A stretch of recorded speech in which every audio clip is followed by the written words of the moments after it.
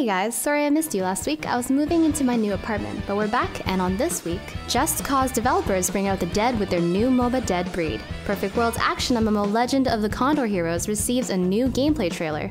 Aura Kingdom's open beta begins, and Nsquare calls it quits on Mabinogi II Arena. These stories and more on this week's episode of Free-to-Play Weekly.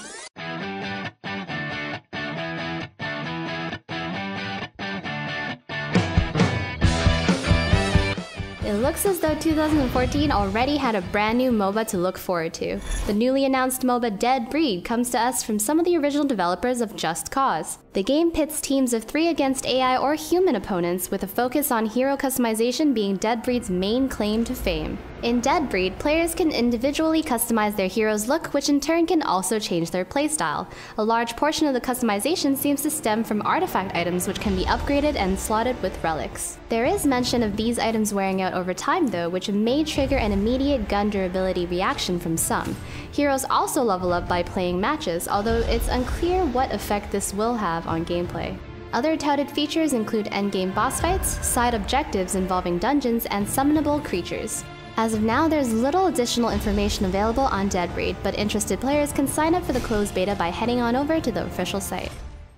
In celebration of Legend of the Condor Heroes' initial testing phase, Perfect World Entertainment has released a brand new gameplay trailer for their first in-house action MMO. The trailer represents some of our first glimpses of the game's locales, UI, characters, and of course combo-infused combat in action. Observant viewers may notice some of the zone designs appear to be closed off with what looks to be instance portals at certain points in the gameplay. This suggests that at least some, but perhaps not all, of Legend of the Condor Heroes gameplay may be leaning towards the dungeon crawler styled zones found in other action MMOs like C9, with central hubs connecting them together. Legend of the Condor Heroes 0 is set in a period of Chinese fiction called wuxia, and its story is inspired by the works of Jin Yang, one of China's best-known fantasy writers. No word yet on when Legend of the Condor Heroes will arrive in the West, but you can watch the full trailer and find out more information by reading the article on MMOBomb.com.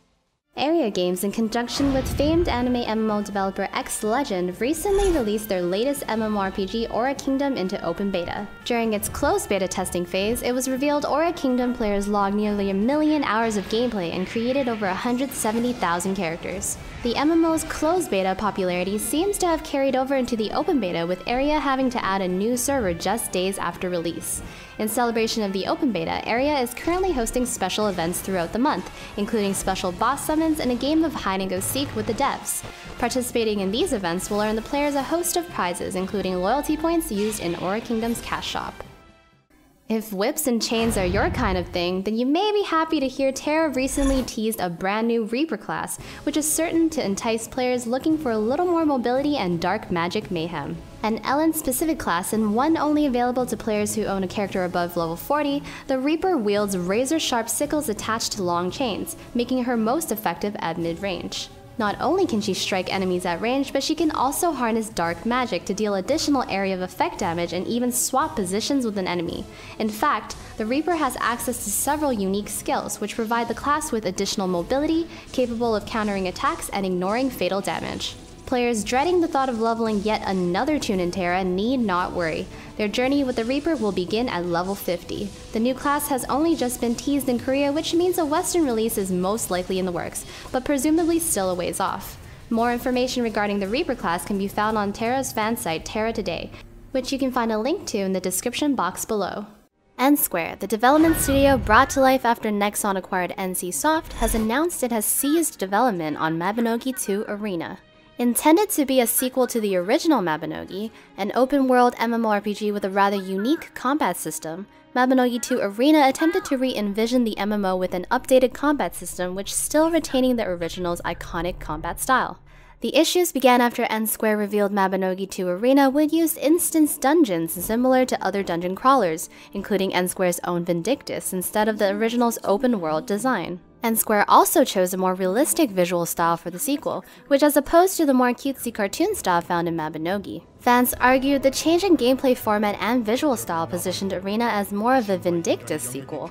The claim makes sense given the fact that Vindictus was originally labeled Mabinogi Heroes, and Nsquare's reason for cancelling the title due to current market situations and feasibility seems to coincide with player sentiments. For now, Nsquare will continue working on MapleStory 2 and an unconfirmed Unreal Engine 4 shooter. Early last year, it was reported Mabinogi II Arena was 70% complete.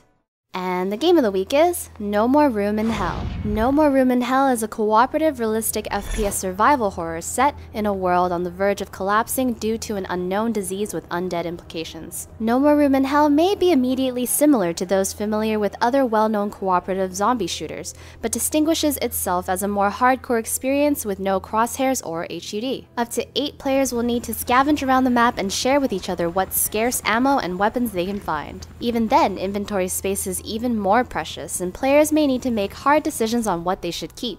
Players have access to both traditional firearms and melee weapons, but will also use barricade hammers and welders to create barriers or complete objectives. Firearms can also be loaded with different types of ammo found, with some being larger calibers resulting in more damage. If bitten, players may not immediately die. Effects such as blurry vision begin to set in first, making it difficult to navigate. Death can be postponed by finding special pills which prolong the player's life, allowing them to assist their team for a while longer before eventually succumbing and becoming one of the undead themselves. So if you're interested in a PvE-focused shooter with a huge emphasis on teamwork, realistic damage, and randomized objectives, then be sure to check out No More Room in Hell. That is going to be all on this week's episode of Free-to-Play Weekly. Don't forget to like, subscribe, and leave a comment in the comment section below. And be sure to head over to MMOBomb.com for more free-to-play action. Until next time, Natsumii out.